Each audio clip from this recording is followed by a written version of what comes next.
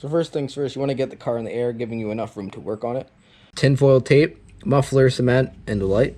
And also a glove, just so you can spread it on and not get it all over your hands. Coming from this resonator, and it's also a little bit right there. I tried to patch it before, but didn't use enough muffler cement, so we're going to use more this time. Now last time I just went straight to using the tinfoil tape, but I think to make it a little more secure this time, I'm going to use some muffler cement first, put a layer on, put the tape over it, and then put more muffler cement on.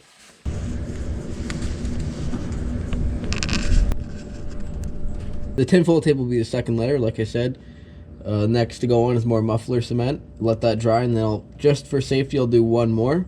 Then you're going to want to start up the car and let it run, let it get hot, and let it cool down. You don't want to be generous with it. You want to put lots on so it covers all the hole and it holds it nice and sturdy. Doesn't look pretty, but it'll work. It's done. It's all finished. Just going to back it down off the ramps and let it idle for about 5, 10, even 15 minutes. Get it super hot, heat it up at operating temperature, and then let it cool down. It should bond to the metal.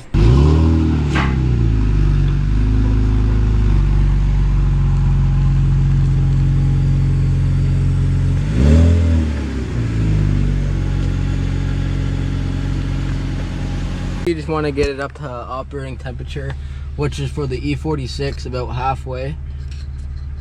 I'd recommend 15 minutes. The longer the better, because then it has more time to heat up and bond to the metal. No more exhaust leak. I do believe it worked.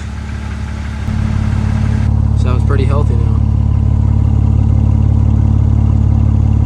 Be sure to like, comment, subscribe, and I'll see you guys later. Oh, by the way, real quick, I'm going to be doing another review on the 2019 Chevy Equinox because that got a good amount of hits on my channel.